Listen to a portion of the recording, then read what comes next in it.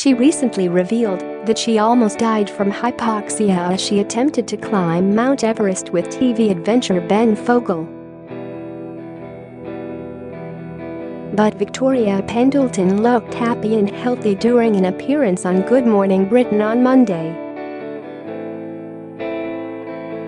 The Olympic gold medalist, 37, was advised by her doctor to end her climb raising money for the British Red Cross, but Fogle and the rest will continue without her.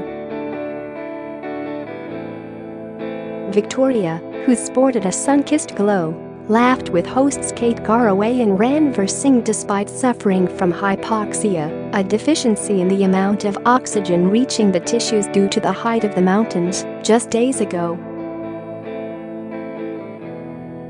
The cyclist wore her bobbed hair in loose waves as she sat around the presenting desk, just 2 days after backing out of the climb due to safety fears.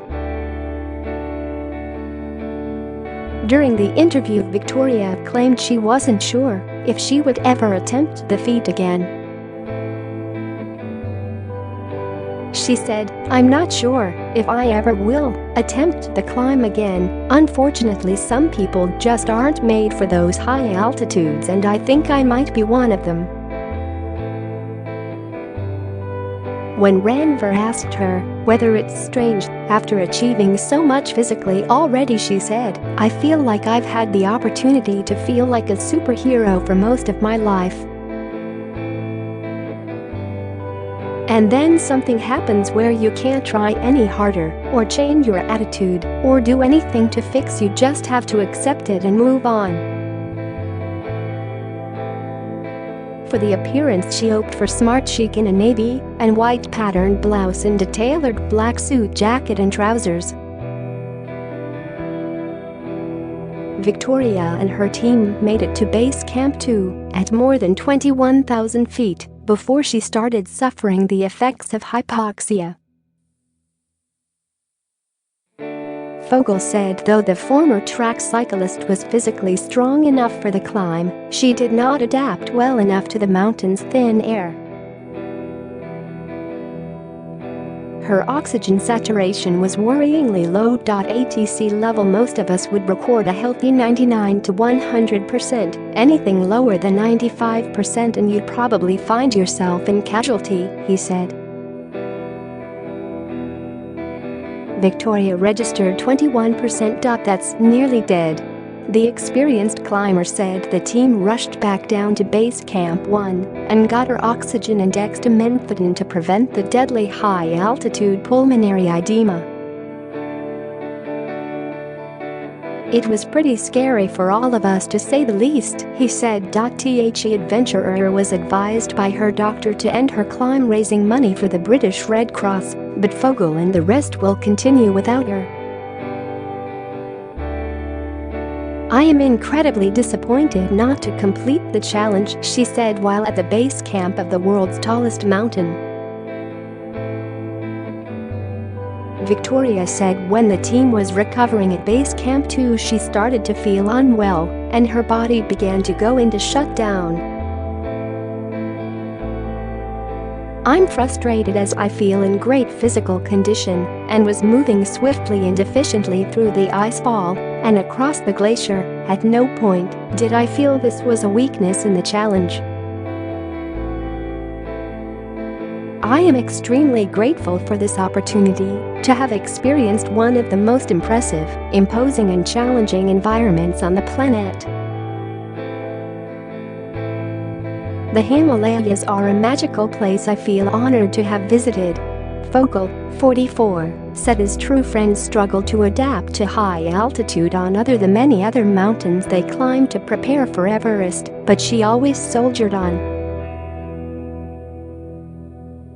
"We are an unusual team." The sportswoman and the broadcaster, but together we have a unique dynamic, he said.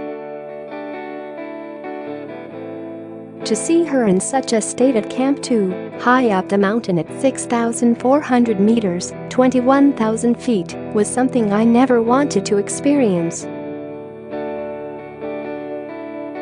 They discussed her situation with Everest doctors at base camp, and we were told it was too risky for her to attempt the remaining 2 miles to the top.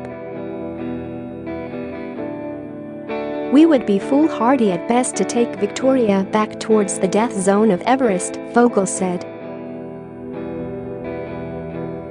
Indeed, I think she was far braver to concede. So many tragedies on Everest are born from those who are blinded or dazzled by summit fever. Fogle offered to cancel his own ascent in solidarity, but Pendleton insisted he continue to the summit with the others.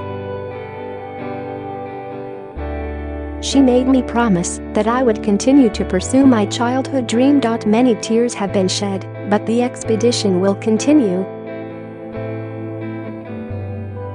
Victoria will be there in spirit, he said. Mountaineers are recommended to carry oxygen bottles on high-altitude climbs to prevent hypoxia. No individual can predict exactly how their body will respond to the effects of extreme altitude such as that encountered above base camp, an expedition spokesman said. A small percentage of the population experience more challenging symptoms, and it is likely that Victoria is in this minority. The pair, accompanied by mountaineer Kenton Cool, had reached base camp on April 21 after pre-expedition training in Nepal, the Andes and the Alps. After the second of 3 days on an acclimatization climb, Pendleton was advised not to continue.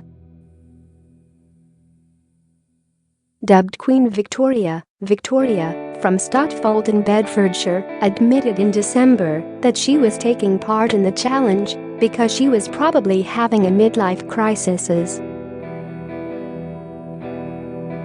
She also confessed that husband Scott Gardner, 42, the former Team GB sports scientist, would have preferred her not to embark on the adventure with former Counterfile presenter Fogle. In an ideal world, he would like to be able to stop me, but he knows that won't make me happy, she said.